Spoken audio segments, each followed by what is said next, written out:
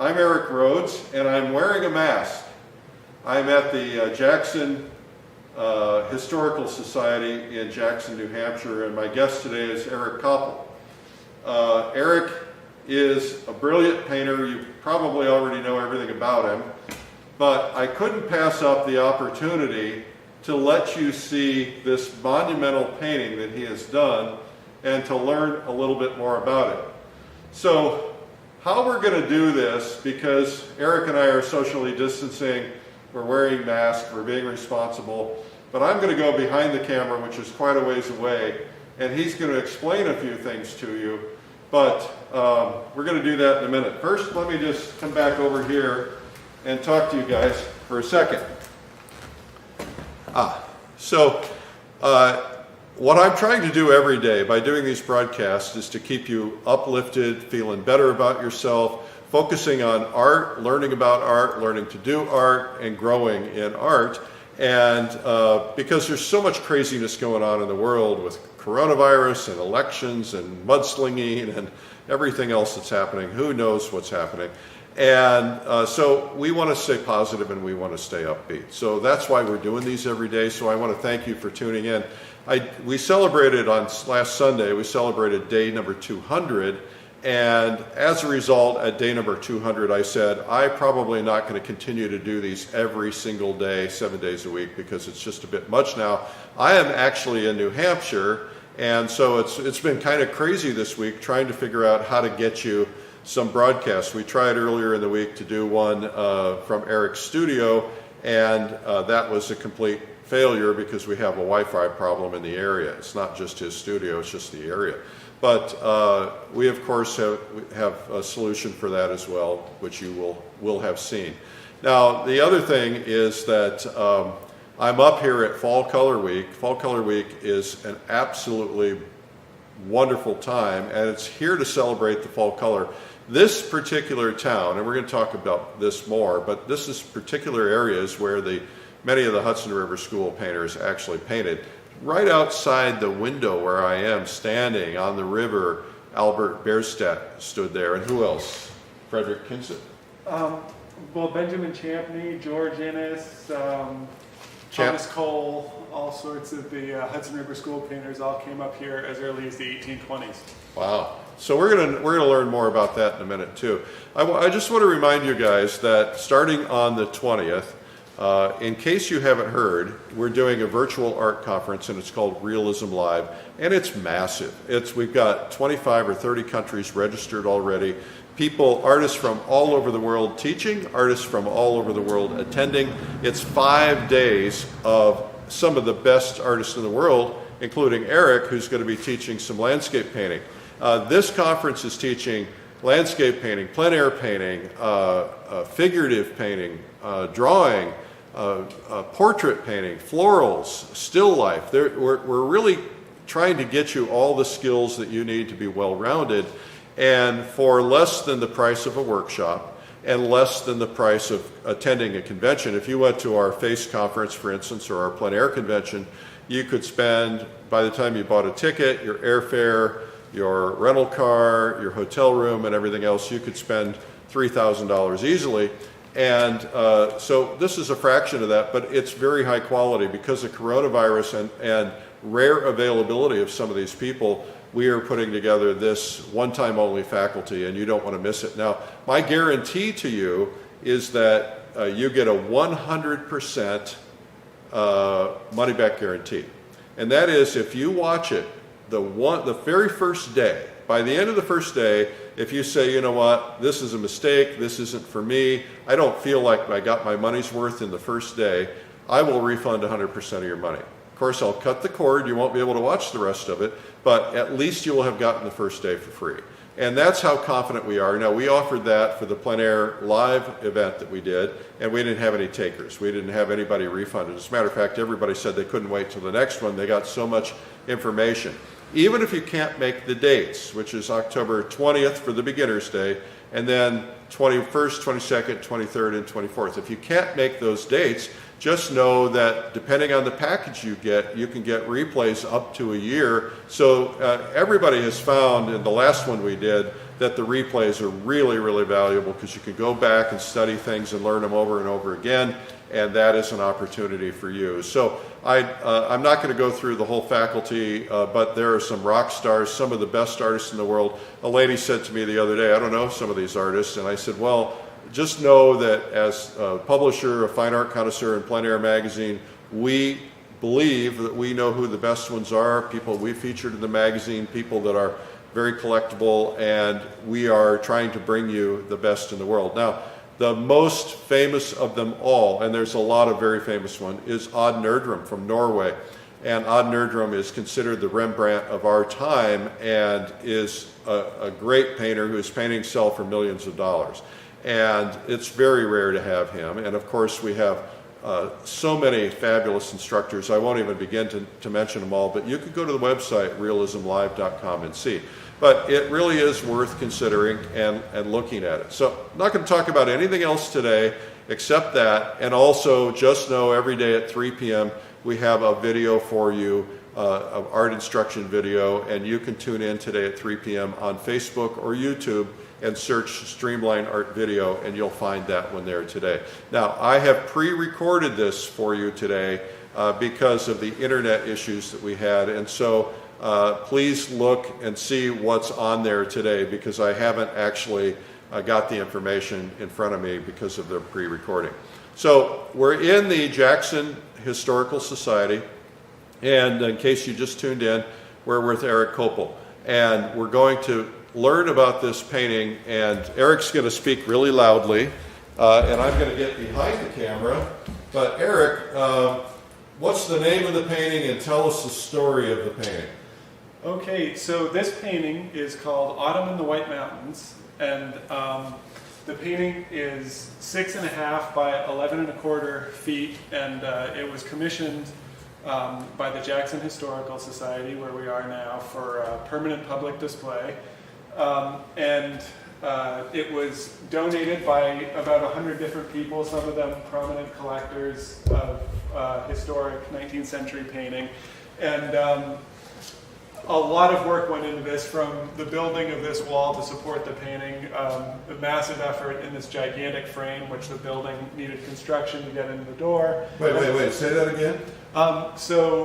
This frame didn't fit in the building, so we had to hire a construction crew, the same people that built this wall, to cut open the door, and you can see that the door was cut about to the height of that, over that exit sign. Yeah, you can see the cut marks up there. To fit the frame into the building when it arrived. It was made in Rhode Island. Who made the frame? Steve Motika in Okay. Rhode Island. Yeah, he's excellent reproductions of 19th century style Hudson River School frames. And so part of the impetus of this picture, I think the director of the Historical Society, Warren Shoemaker, was inspired by the idea that he found in a place called the St. Johnsbury Athenaeum, which is in a small town in Vermont, where you have this library and there's a gigantic Bierstadt painting in it. And I think that Warren thought it was a really special idea that, like, in a small town you could have something amazing that would draw people to it, and that he has always been a believer that great art brings forward the best in an area and, like, shows people the importance of the natural beauty there. And so that was part of the goal of this project, was for me to create something that was a real sort of explosive thing to bring people to this area and to appreciate its beauty. Now, you've been getting a lot of publicity. Local papers have done things, local tourist guides have done things, and a lot of people have been in here to see it. Yeah. Before the plague hit, thousands of people have actually come, and it's funny to think, actually. It's hard to imagine, but a year ago, almost today, like it was almost, I think, this Friday, 1 year ago, we had a giant linen cover on this thing rigged up on a string, and I stood up right there and I made a little speech on a microphone, And this entire room, which you can't see it in the video, but this is a huge room, was filled shoulder to shoulder with people, and there was people looking in from the windows, and like many of these people were the people that contributed to the painting, and we had a little talk, and we cut the string, and it dramatically fell down, and everybody cheered and was in awe, and it was just a really exciting, one of the greatest honors of my career so far, to experience like art really giving something to a community in a very direct way. You know, our artists so frequently, you know, we know people enjoy our paintings because they buy them, or you know, we see them in their homes, but like it's a very rare opportunity with art to have that kind of explosive audience response. You know, so that was an exciting thing for me for this painting. What did you have to go through to create this? What was the process like from the beginning of the trying to figure it out, and what are the steps? Okay, so I don't work from photographs at all. So I began this painting by going to the spot, which this is a view of the northern Presidential Mountains, which are just north of us here in Jackson. So we have the shoulder of Mount Washington, we have Mount Jefferson, Mount Adams is a prominent mountain from this particular view, and that's Mount Adams, or Madison. And so I went to the spot that inspired the painting, and I did a bunch of pencil sketches, and I've made a number of small painted sketches of the spot. And then, so this whole project took about a year to create. So the first 3 months were about sketching. And I did pencil sketches, painted sketches, and then I eventually made a maquette that was about 36 inches that is in a private collection now, that was basically the composition, the plan for the painting, though I made a bunch of changes onto the final canvas. And then for the 1 year project, the last 9 months of it were actually working on this canvas, which was a whole nother set of challenges. So I had to order some $1,000 stretcher bars that were made of aluminum and wood combo, and those came disassembled from, I think, somewhere in Canada. And so I had to clear out a floor space in my studio that was big enough to actually do this, which was a very difficult thing. And I stretched the giant canvas myself and tightened it on the aluminum bars. I primed it, and in order to work on it in my studio, I had to block out a window, and I had to build an easel over the window. And so I was able to get the painting about this far off the ground, and I constructed an easel that could raise and lower it, so I could go all the way up to the ceiling about here and all the way down to the floor to work on the top parts of it. And how'd you get it out of your studio? Because you don't have big doors. Well, the frame was never in my studio, and so when I chose the size of the painting, 6.5 feet, which is 78 inches, that's basically the size of my doors. So the canvas literally just fits out the door. And incidentally, like, I varnished the painting in my garage, and when you set this thing up on sawhorses in my garage, it's literally about the size of a large pickup truck. Like, it fills the entire garage. Yeah. So that's kind of the logistics of making the painting, and of course the more significant challenge is the actual painting of the painting. You know, the idea that, like, I like to try and make a picture that has a really big impact from far away, and this is important to this painting because we're probably about 60, 70 feet from the door, and we want people to come in this door and take this massive picture in and see its sort of power from that far away and be drawn into it. When I was starting to draw in the structure of the picture, and I had done millions of little tiny sketches this big, well, not millions, but hundreds of sketches about this big, to get so I felt like I knew the composition very, very well. Like, I knew where I wanted everything to be. And then I got these 4-foot dowels, and I duct taped brushes to the end of the dowels so that between my arm and the 4 feet of dowel, I could be about 6 feet from the canvas when I sketched in the larger sort of geometric flow of the composition and the way that it moves through space. And then I was able in my studio to get maybe 20 or 30 feet back from it in order to step back and make decisions and come forward.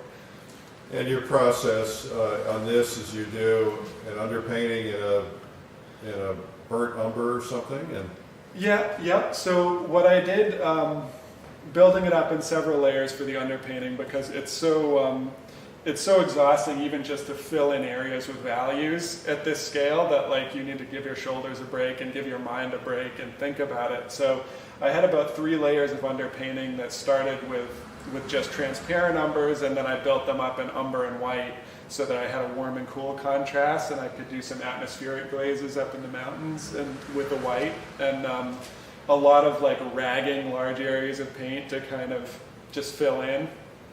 And then I started to go into transparent color, and then from there slowly built up full contrast and full color, and then highlights. And then all the while I was considering all the little tiny details that I might have in there to sort of support the picture and its theme. well, I noticed that as when I first walked in and I saw it, it has this wow effect. And then as you get closer, you're looking at it and you find what I like to call Easter eggs. You find little surprises. And I thought maybe you could point out some of the things that you've done, Easter eggs in here, and what you were thinking. Okay.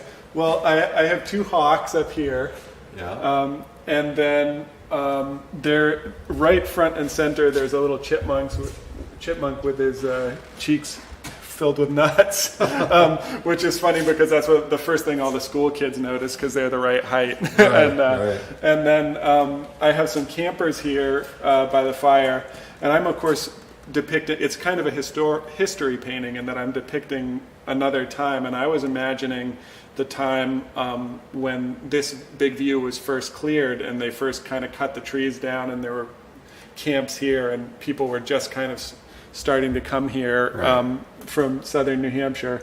And so I have a banjo player and some kids and people around the fire, and then I have somebody splitting wood here, and someone else coming out of the distance. And actually an interesting thing about this sort of principal figure who's saluting the view, I had his arm down for most of the time and most of the creation of the picture, and I just wanted him to be, just kind of looking out at the mountains and taking in this kind of epic scene.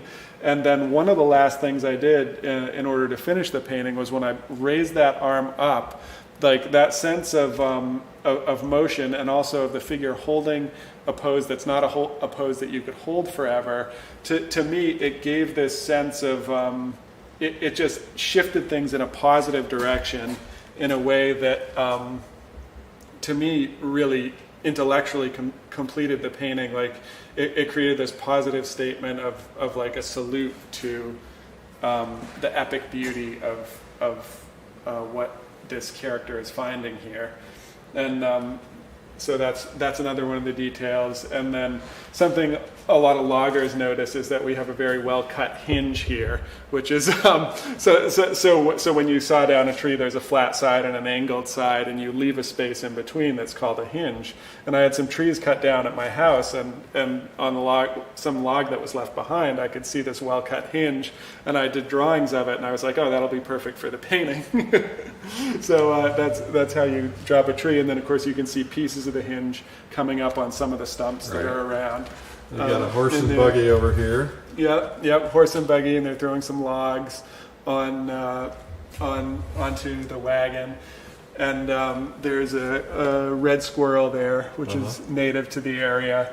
And of course, the horse and the logs on the wagon idea was inspired by a display I saw at another historical society, where they were showing the massive amount of work that horses did in the early logging efforts in this area. And this area is so densely forested that one of the things that I was very conscientious of in putting trees being felled as part of the picture is that in this particular region, at least, we wouldn't have this kind of epic view if we didn't have trees cut and some pastures that were made by human effort.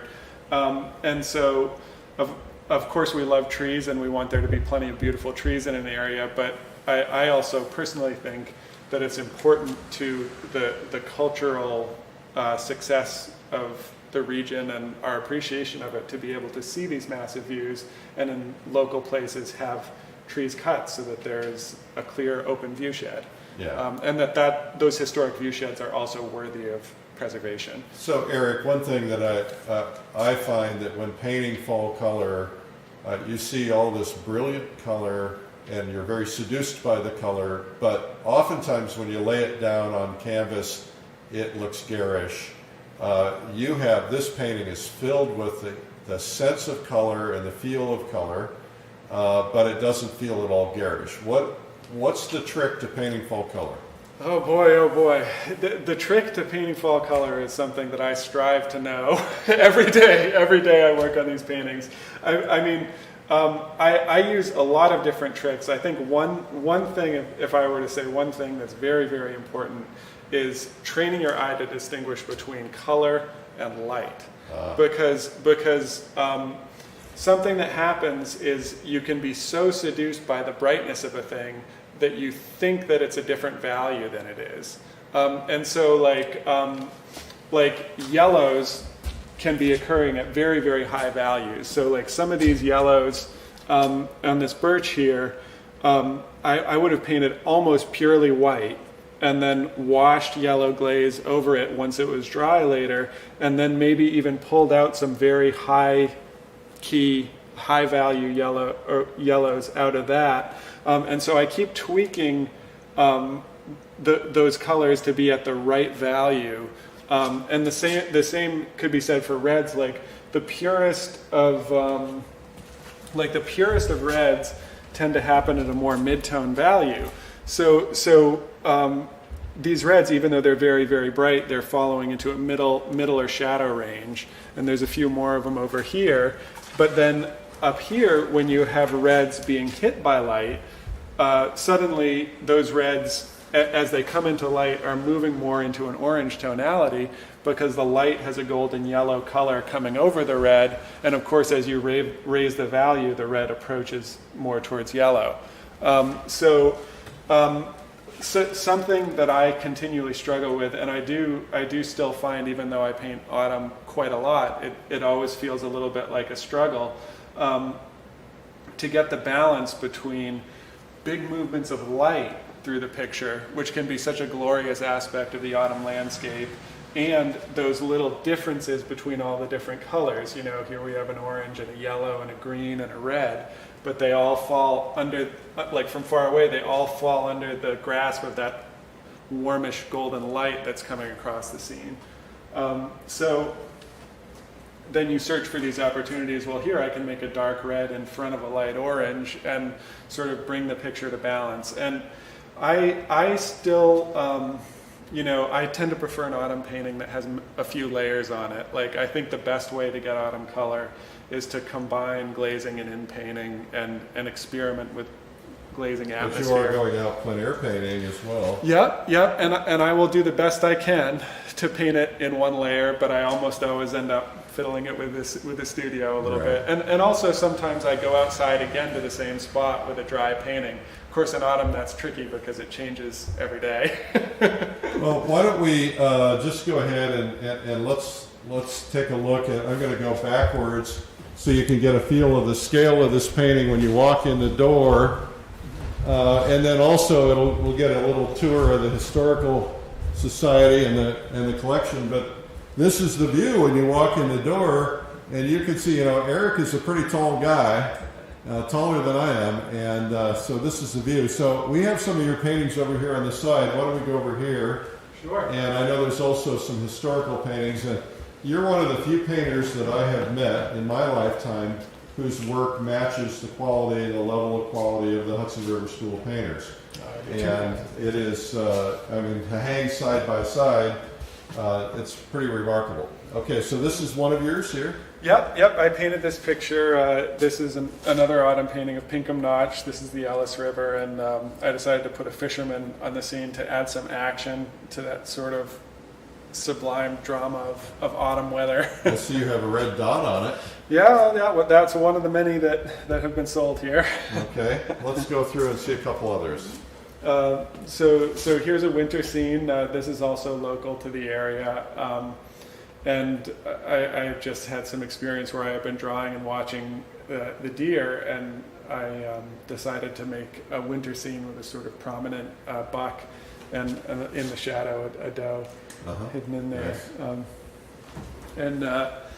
This one isn't mine. This is a Benjamin Champney painting. But they look great side by side. Oh, thank you. This was just actually recently donated to the Jackson Historical Society.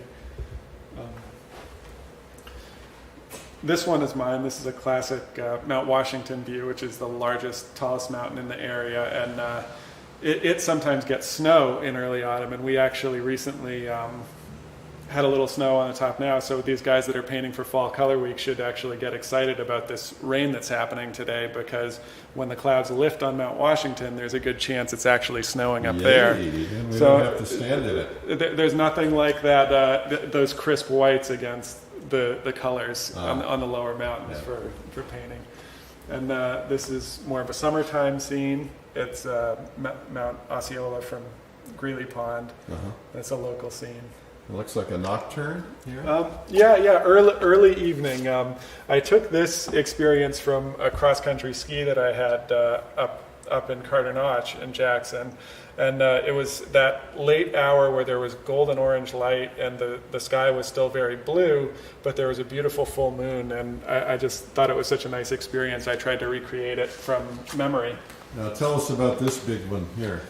So this painting is of Tuckerman Ravine. It's one of the most popular and one of the oldest backcountry skiing locations in the country. People started way back in the early century taking their wooden skis and going over this head wall and skiing down into the bowl. And I decided to paint it because I went up there skiing 2 Marches ago, and I did some drawings while I was there. And I just thought it was a really exciting subject because it's so different. When you get above tree line, you start to see these small conifers, and then they kind of peter out around that altitude. And then it's just really low stuff and rock up above that. And it's a very sublime wild landscape for the East Coast, and it's very close and accessible to much more pastoral places. But I found it just to be a really exciting subject, and it's such a dramatic location in winter. Yeah. Well, this has been fabulous, Eric. Do you have any final thoughts for everybody?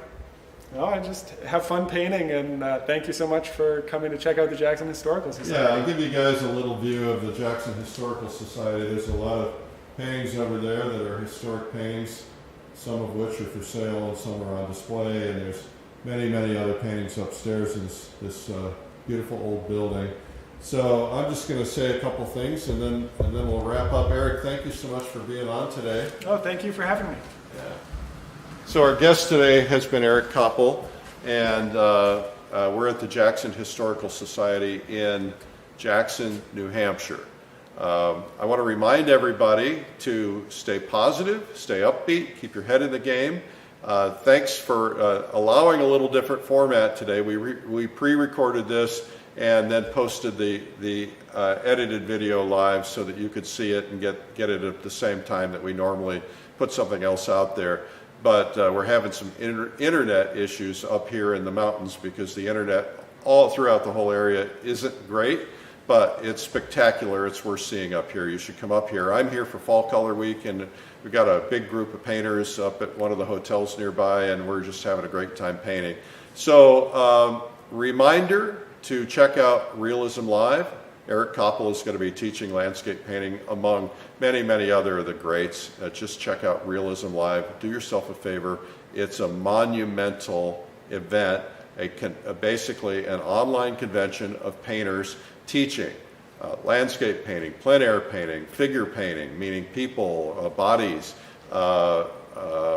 portrait painting, flower painting, and still life painting. All these things from some of the top masters in the world. A rare event, and you don't want to miss it. All right?